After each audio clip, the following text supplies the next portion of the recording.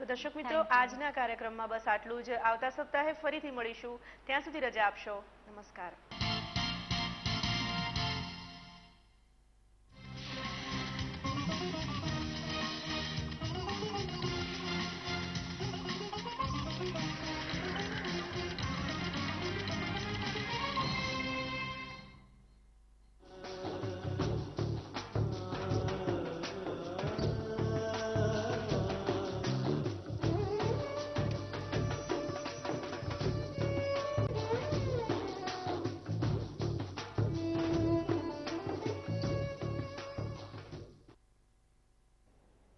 નમસ્કાર દર્શક મિત્રો, ખેડૂતો માટેનો વીટીવીનો ખાસ કૃષિલક્ષી કાર્યક્રમમાં આપનું સ્વાગત છે, જેનું નામ છે ખેતી. ખેડૂત મિત્રો, આજના કાર્યક્રમમાં આપણે વાત કરીશું કે કપાસમાં રોગ જીવાતના નિયંત્રણ વિશે.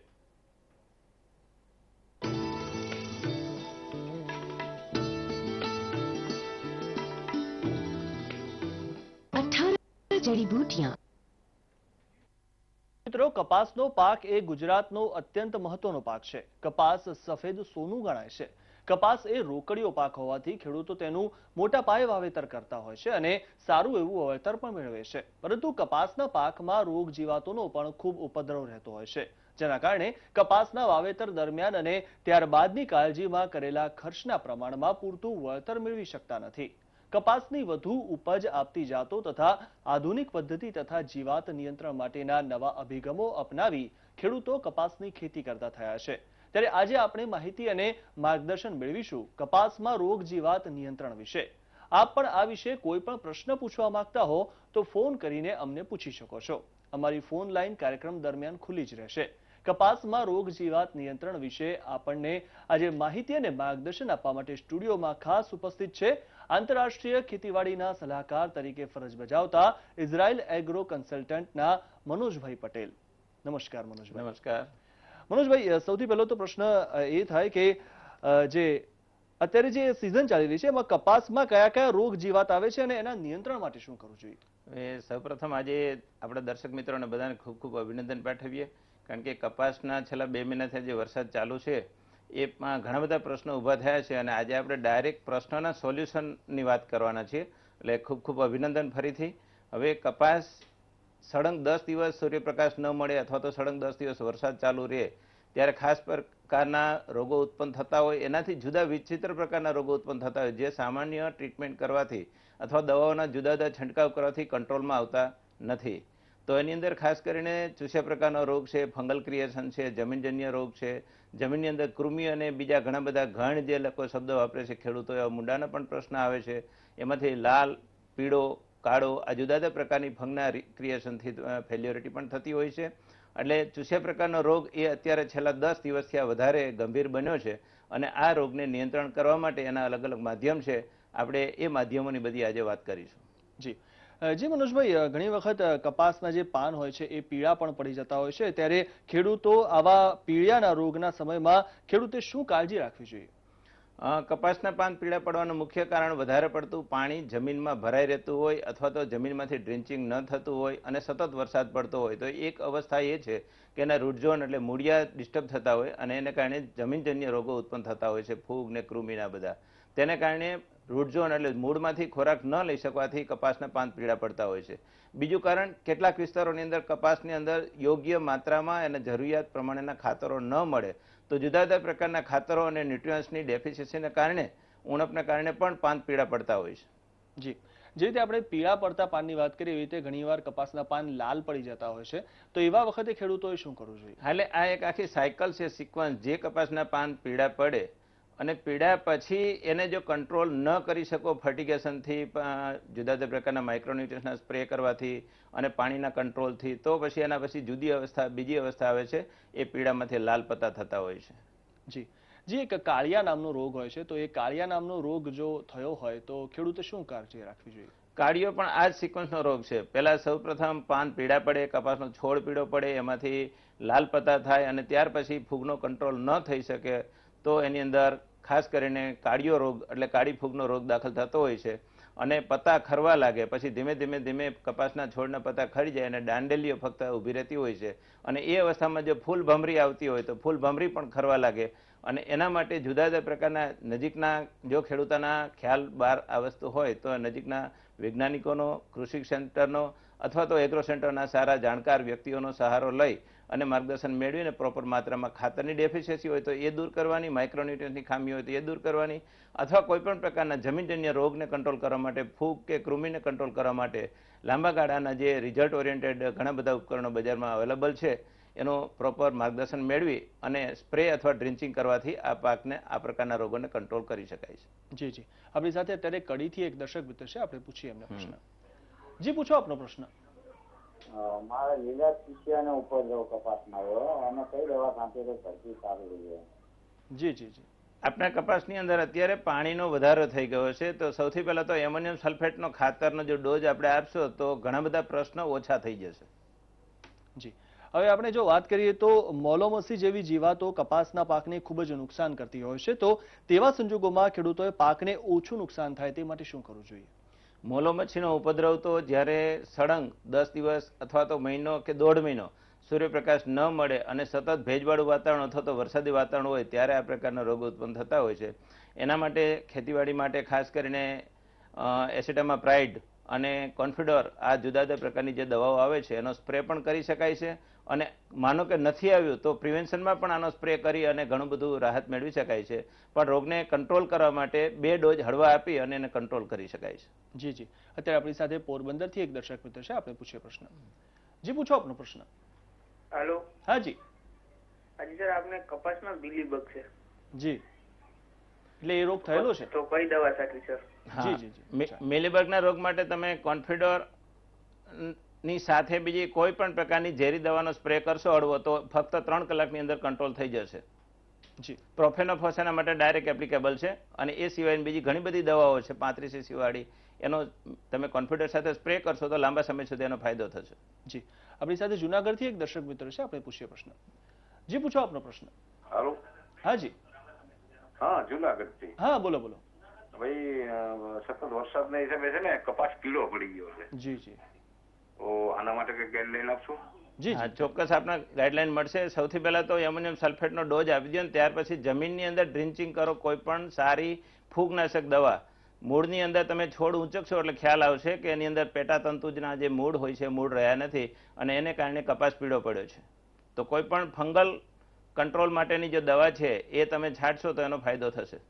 જી, મનોજભાઈ, જે કપાસમાં ફૂલભમરી જે ખરી જવાનો બહુ મોટો પ્રશ્ન રહેતો હોય છે, તો આવા વખતે ખેડૂતોએ શું કરવું જોઈએ? ફૂલભમરી ખરી જવા માટેના જુદા જુદા કારણો હોય છે. એમાં સૌથી મુખ્ય કારણો હોય છે, દાખલા તરીકે અત્યારની અવસ્થા સતત વરસાદને કારણે ખોરાક જે કહેવાય, ખાતર જે કહેવાય અપટેક ન થતું હોય છોડની અંદર, તો પણ એને કારણે ડેફિશિયન્સી ઉત્પન્ન થતી હોય છે. અથવા તો ખરેખર ખાતર ન હોય અથવા પ્રોપર માત્રામાં ખાતર ન મળ્યું હોય તો પણ એને એ ફૂલભમરી ખરી જતા હોય છે.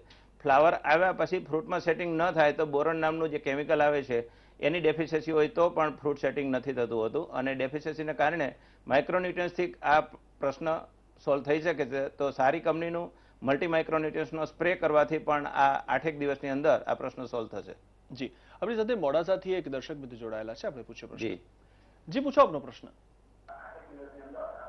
હેલો હેલો, જી આપનો પ્રશ્ન પૂછો. હેલો. હલો. હા જી, પહેલા આપનો ટીવી નો વોલ્યુમ બંધ કરી દો અને આપ પ્રશ્ન પૂછો. વિકાસ નથી થતો. શું કહો છો? હલો, કપાસનો વિકાસ નથી થતો. જી જી. કપાસના વિકાસ કરવા માટે આપણે પાયાના ખાતરો કયા વાપર્યા છે એના ઉપર બહુ પ્રશ્નોનો જવાબ છે, પણ છતાં પણ અત્યારે તમે 12-32-16 અથવા તો એનપીકે ના ઉપરથી ફોલિયો સ્પ્રે કરો અને 12-32-16 આપશો તો 3 પ્રકારનો વિકાસ થશે, ફૂલ, ભમરી, ડાળી અને બધું. જી, મહુવાથી એક દર્શક મિત્ર છે, આપણે પૂછ્યો પ્રશ્ન. જી, પૂછો આપનો પ્રશ્ન. આપણે કપાસના ફૂલ ભમરી બહુ ખરી જાય છે. જી જી. ફૂલ ભમરીને અટકાવવા માટે હમણાં જ આપેલા જવાબ આપ્યો, આપણે જે સાંભળ્યો છે ફરીથી રિપીટ કરી દઈએ કે આપણે ફૂલ ભમરીને ખરતા અટકાવવા માટે તમે એને માઇક્રોન્યુટ્રિયન્સ સ્પ્રે કરો, જમીનની અંદર ફંગલ પ્રોબ્લેમ જે છે એને દૂર કરો એટલે ડ્રિન્ચિંગ કરો તો આ પ્રશ્ન સોલ્વ થઈ શકશે.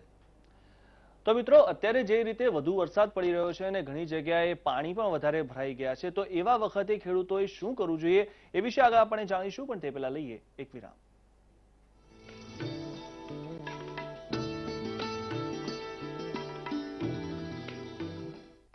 जड़ी बूटियाँ, दूध द्वारा क्षीर पाक विधि से निर्मित 5 पोषक तेलों के गुणों से भरपूर एकमात्र संपूर्ण आयुर्वेदिक तेल सीसा, जो कंट्रोल करे झड़ते बाल, कम बाल, रूसी, रुके और बेजान बाल। करोड़ों ने अपनाया, क्या आपने आजमाया? ખેડૂતોની મદદમાં હંમેશા તૈયાર એવી દેવ બ્રાન્ડ લઈને આવ્યું છે દવા છાંટવાનો પંપ, બેટરી તથા રેગ્યુલેટર સાથે। આજે જ ખરીદો દેવ બ્રાન્ડના ઓટોમેટિક સ્પ્રેયર તેમજ મેન્યુઅલ સ્પ્રેયર। વધુ પૂછપરછ માટે સંપર્ક કરો Devarsh એક્ઝીમ, mobile 9662910118, phone 07930617222।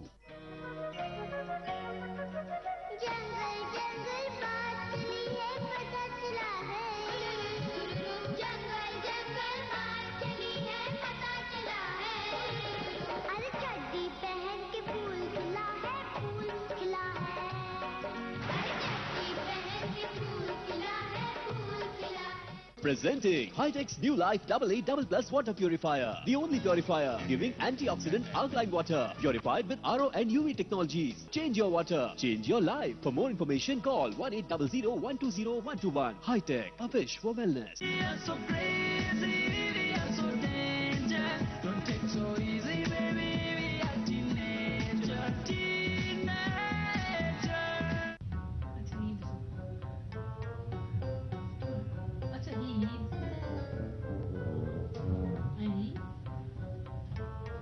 Hi mom. Hi dad. Vicky असां फोटो ॾिसी रहे ऐं तूं बि ॾिसी करे ॿुधाए त तोखे कहिड़ी छोकिरी पसंदि आहे। अरे मom, तोखे त ख़बर आहे मूंखे चंड जहिड़ी छोकिरी खपे जेका राति जो अचे ऐं सुबुह जो हली वञे।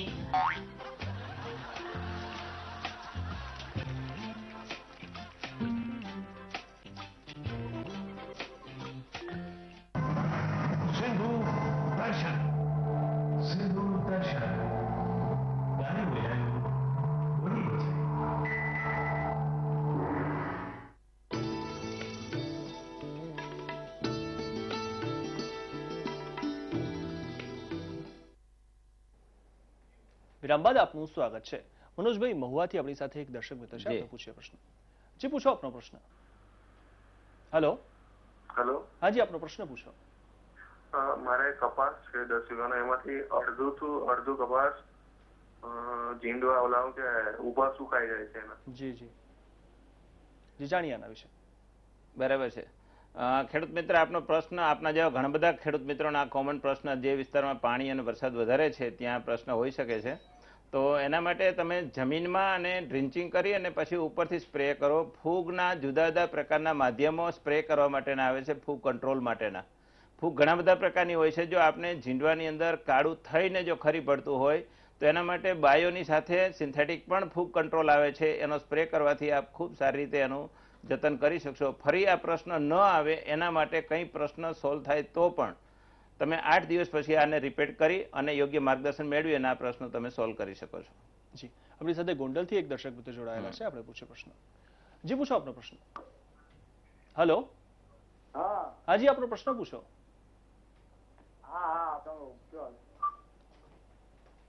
હાજી પૂછો પ્રશ્ન। આપણે કપાસની અંદર સીડ્સનું પ્રમાણ વધારે છે અત્યારે। જી હાલો હા હા પૂછો પૂછો। હાલો હા સાંભળી રહ્યા છીએ, આપ પૂછો। કપાસની અંદર સીડ્સનું પ્રમાણ વધારે છે અને સીડ્સના નિયંત્રણ માટે અત્યારે કયો સ્પ્રે કરવો પડે? જી જી જાણીએ। કપાસની અંદર અત્યારે થ્રીપ્સનું પ્રમાણ હોય એમાં કંઈક મને આપની ભૂલ લાગે છે, માફી સાથે આપણે રજૂઆત કરવાની। ચૂસ્યા પ્રકારના રોગનો અત્યારે પીરિયડ ચાલે છે, થ્રીપ્સનો પીરિયડ હજુ ચાલુ થયો નથી અને આપના કપાસની અંદર એન્ટીબેક્ટેરિયલ ઇન્ફેક્શનને કારણે કુકડવા અથવા તો ચૂસ્યા પ્રકારની જીવાત અથવા તો પીળા પત્તા અથવા કુંબલા પત્તા જેવી જો આપને દ્રષ્ટિપાત થતો હોય પાકમાં તો એ થ્રીપ્સનો પ્રશ્ન નથી, એ પ્રશ્ન છે બેક્ટેરિયલ ઇન્ફેક્શન છે અને એના માટે કોઈ પણ એન્ટીબેક્ટેરિયલ ઇન્ફેક્શનની એક સ્પ્રે કરો કપાસના રોગની અંદર માત્ર 36 કલાકની અંદર આ દવાના સ્પ્રે પછી કંટ્રોલ થશે। જી જી વધારે પડતું પાણી જ્યારે મળ્યું હોય ત્યારે આ પ્રકારનો પ્રશ્ન આવે। થ્રીપ્સનો પીરિયડ હજુ ચાલુ થયો નથી એટલે થ્રીપ્સ હોવાની શક્યતાઓ ખૂબ જ નહીવત છે। જી જી મનોજભાઈ, અત્યારે જે ખાસ એક મોટો પ્રશ્ન એવો ઉદ્ભવ્યો છે કે જે અમુક વિસ્તારોમાં પાણી ભરાઈ ગયા છે અથવા તો વરસાદ જે સતત પડી રહ્યો છે અને વારંવાર જે ખેતીમાં જેટલું પાણી જોઈતું હોય એનાથી વધુ પાણી આવી ગયું છે, તો આવા વખતે ખેડૂતોએ શું કરવું જોઈએ? જે ખેતરની અંદર પાણી કપાસ જેને ખેડૂતની ભાષામાં કહીએ તો ડૂબમાં ગયો, 4 કલાકથી વધારે જ્યાં નદી કાંઠાના વિસ્તારમાં અથવા તો વધારે પડતા વરસાદને કારણે પૂર જેવી સ્થિતિ બની હોય અને 4 કલાક 3 થી 4 વખત જ્યારે રિપીટ થાય છે ત્યારે એ પ્રકારના કપાસની અંદર ખરેખર ખેડૂતોએ એને રિક્રિએશન કરવા માટે એટલે ફરી પાછું એને જીવાડવા માટે કોઈ પ્રયત્ન નહીં કરવો જોઈએ, કારણ કે ફરીથી એનો જીવાડ્યા પછી પણ એટલું વળતર નથી મળવાનું. એટલે એને કોઈ પણ પ્રકારના બીજા પાકનું વિચારણા કરી અને યોગ્ય એમની જમીનના આધારે પાકનું સિલેક્શન કરી અને નવું પ્લાનિંગ કરવું જોઈએ. પરંતુ ડૂબમાં ના હોય અને જમીનની અંદર સતત વરસાદ રહેતો હોય તો ફંગલ કંટ્રોલથી અને એમોનિયમ સલ્ફેટના ખાતરથી આ પ્રકારના કંટ્રોલ થઈ શકશે.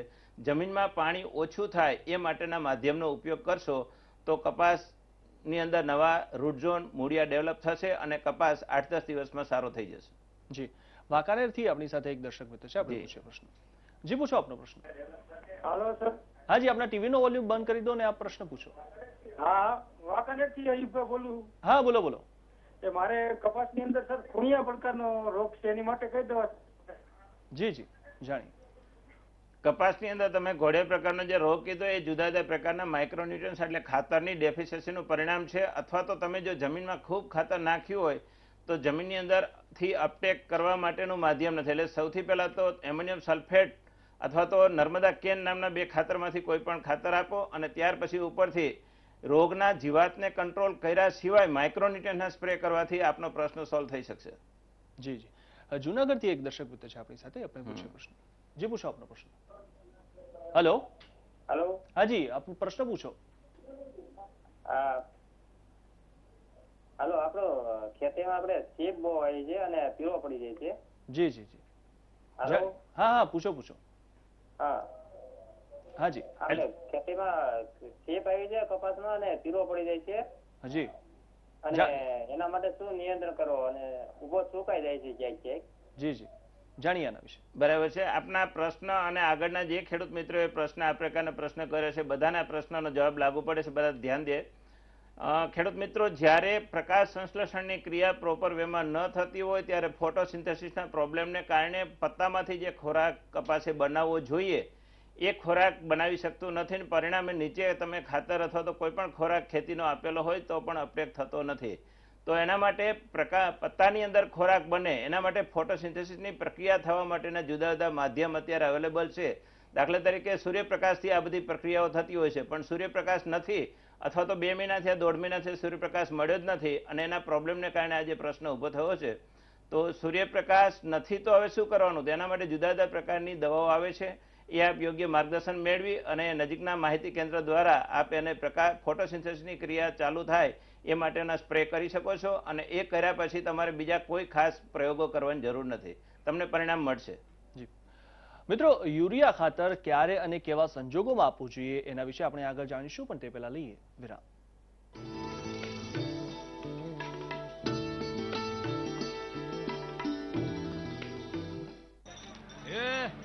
આજે અનાજ નથી, ચાલો નીકળો. ઉભી રે કાકી.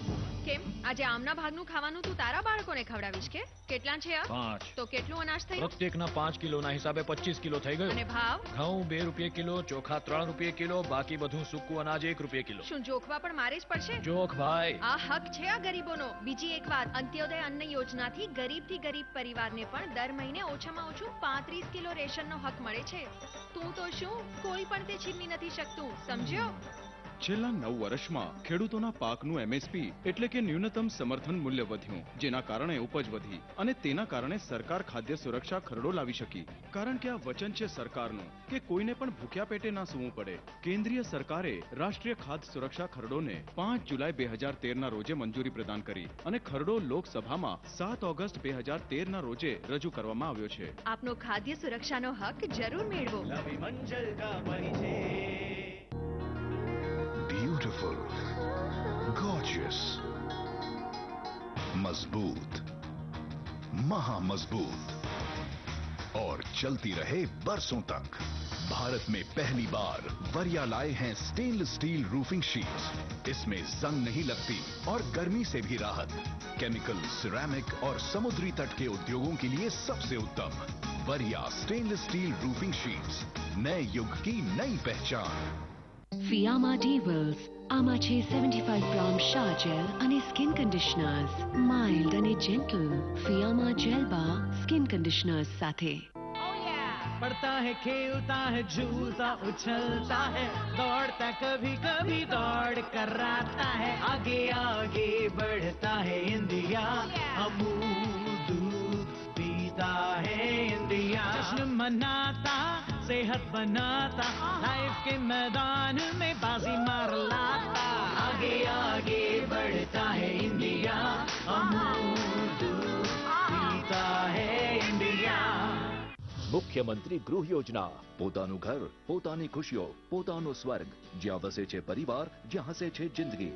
હવે થશે દરેક લોઅર ઇન્કમ ગ્રુપ અને મિડલ ઇન્કમ ગ્રુપ પરિવારનું સપનું સાકાર. આપણા શ્રી નરેન્દ્રભાઈ મોદીએ જાહેર કરેલી મુખ્યમંત્રી ગૃહ યોજના હેઠળ ગુજરાત હાઉસિંગ બોર્ડ લઈને આવ્યું છે સુરત, રાજકોટ અને વડોદરા એમ ત્રણેય શહેરોમાં 691 અને 971 સ્ક્વેર ફીટના ઘર જે સબસિડીથી મળશે પોસાય તેવી કિંમતે.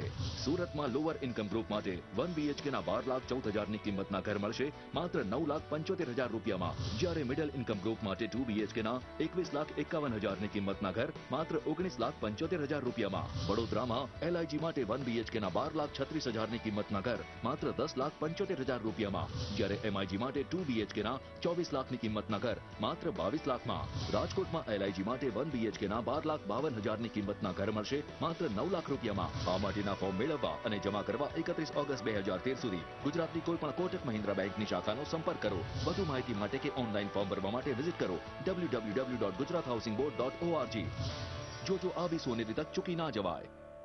ખેડૂતોની મદદમાં હંમેશા તૈયાર એવી દેવ બ્રાન્ડ લઈને આવ્યું છે દવા છાંટવાનો પંપ, બેટરી તથા રેગ્યુલેટર સાથે. આજે જ ખરીદો દેવ બ્રાન્ડના ઓટોમેટિક સ્પ્રેયર તેમજ મેન્યુઅલ સ્પ્રેયર. વધુ પૂછપરછ માટે સંપર્ક કરો દેવર્ષ એક્ઝીમ. Mobile 9662910118, phone 07930617222.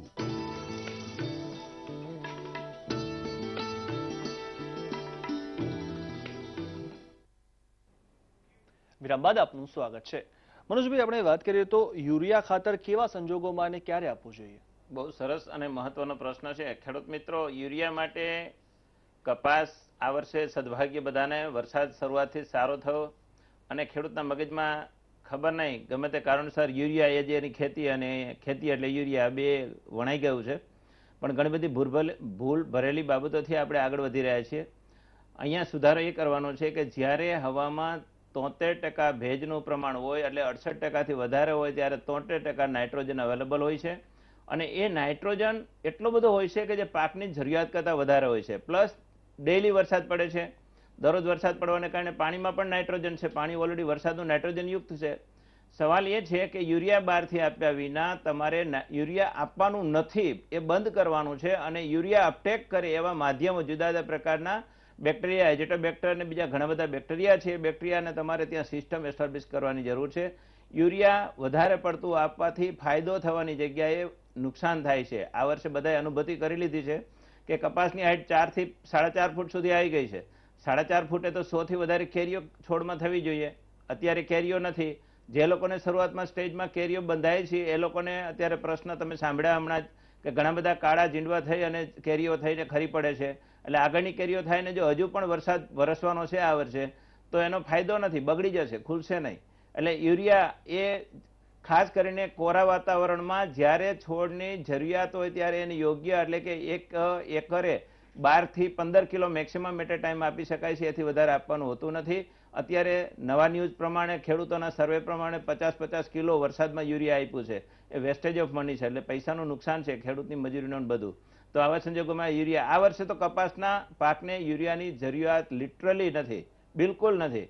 એટલે નહીં આપવું જોઈએ. જો શોખ જ હોય તો એમોનિયમ સલ્ફેટ આપો, જમીનમાંથી પાણી ઉડશે. પાણી ઉડશે તો મૂળિયા સરખા થશે અને તમારા કપાસમાં પીળિયા નામનો રોગ થોડો ઓછો થશે. એટલે યુરિયા એ અત્યારે ના સમજના ખેલની રીતે વાપરીએ છીએ. એમાં જો સમજ કેળવાય તો ખેડૂત મિત્રો ઘણું સારું પરિણામ મેળવી શકશે. જોડે જોડે આપણું હુંડિયામણ બચાવી શકાશે. જી મનોજભાઈ, એક એવો કોઈ ખેડૂતને પ્રશ્ન થાય કે એક સાથે 2 થી વધારે જંતુનાશક દવા ભેગી કરીને આપી શકાય ખરી?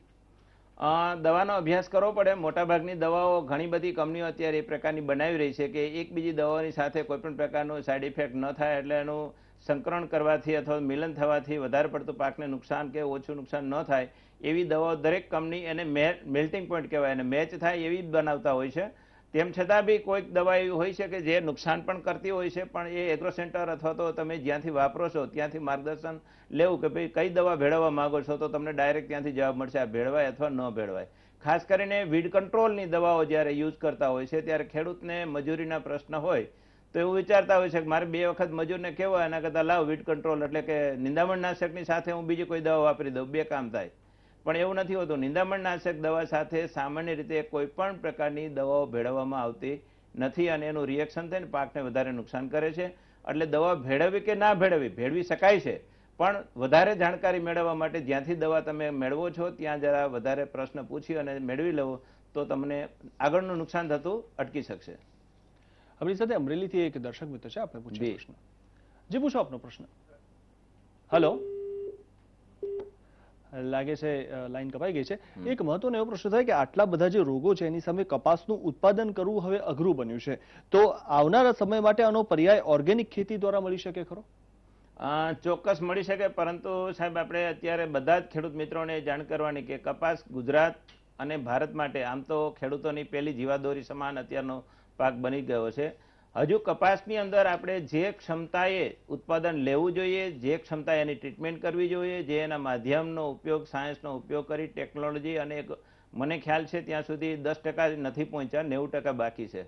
એટલે પ્રોપર વેમાં જો આપણે આની જાણકારી, સેમિનારો, માર્ગદર્શન, જુદા જુદા પ્રકારના પ્રયોગો એ બધું કરી અને 50-60% જો આપણે પહોંચી શકીએ તો કપાસની સાથે ટ્રેડિશનલ પાકમાં એટલે વારસાઈ ખેતીના પાકમાં બીજો કોઈ પણ પ્રકારનો પાક અત્યારે ન આવી શકે. કપાસમાં ઘણું બધું કરવાનું બાકી છે અને કપાસની છેલ્લા ગયા વર્ષના બાદ કરતા આગળના 3 વર્ષમાં આપણે વારંવાર હેટ્રિક્સ એસ્ટાબ્લિશ કરી છે. એટલે ઉત્પાદન ઘણું મળ્યું છે, પણ સરેરાશ ઉત્પાદનની માત્રા ખૂબ જ ઓછી છે અને સરેરાશ ઉત્પાદનની માત્રામાં હજુ 5 ગણું વધારો થઈ શકે એમ છે. એવરેજ અત્યારે આપણા આંકડા પ્રમાણે 12 થી 18 મણનું વીઘાએ ઉત્પાદન લઈએ જ, પરંતુ હજુ કપાસની ક્ષમતા 80, 85, 90 મણ સુધીની છે. એટલે આપણે હજુ 5 ગણું ઉત્પાદન વધારી શકવાની ક્ષમતા સરપ્લસ છે. નવો અભિગમ માટે અત્યારે બીટી કપાસ પછી અત્યારે ઓર્ગેનિક કપાસની અંદર ખૂબ સારો આવી રહ્યો છે. આવનારા સમયની એ ડિમાન્ડ છે અને આવનારા સમયમાં જે લોકો નવા ઓર્ગેનિક કપાસ તરફ અભિગમ અપનાવશે ત્યારે માર્કેટની અંદર એની એક જુદી જુદી ડિમાન્ડ થઈ ગઈ, એના ભાવ પણ વધારે સારા મળશે અને એના માટે એ રાસાયણિક ખેતી કરવા કરતાં કપાસની ખેતી ઓર્ગેનિક વધારે સમજ્યા પછી વળતર આપનારી ખેતી સાબિત થશે.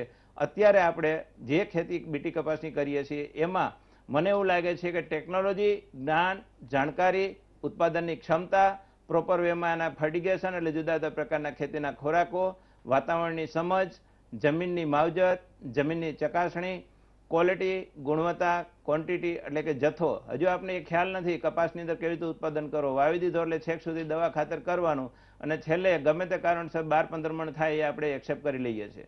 પણ જો એને પ્રોપર માધ્યમમાં સાયન્ટિફિક વ્યૂ આપવામાં આવે, ટેકનોલોજીનો સમન્વય કરવામાં આવે તો કપાસને લાંબા તારનો બનાવવો, સફેદ કલર વધારે ક્રિએટ કરવો અને આ બધું કર્યા પછી ઉત્પાદન વધારવું તો જો 4 થી 5 ગણો કપાસ હજુ વધવાની ક્ષમતા છે અને એ થઈ શકે છે. વિજ્ઞાનની અંદર અને બાયોજેનેટિકલ મોડિફાઈડ ટેકનોલોજીની અંદર એક ક્ષમતા પણ મૂકવામાં આવી છે.